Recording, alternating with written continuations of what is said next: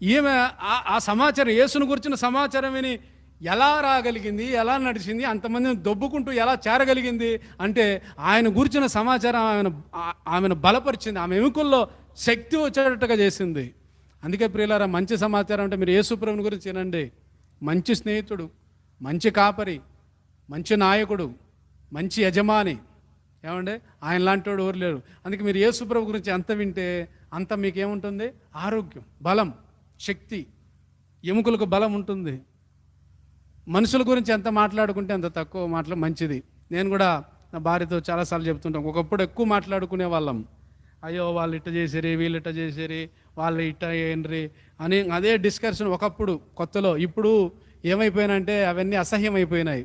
ఎవరి గురించైనా టాపిక్ వచ్చిందంటే మాట్లాడొద్దంట, నేను అవసరం లేదు. ఎందుకంటే మనుషుల గురించి మనం ఎంత మాట్లాడుకుంటే అంత కృంగుద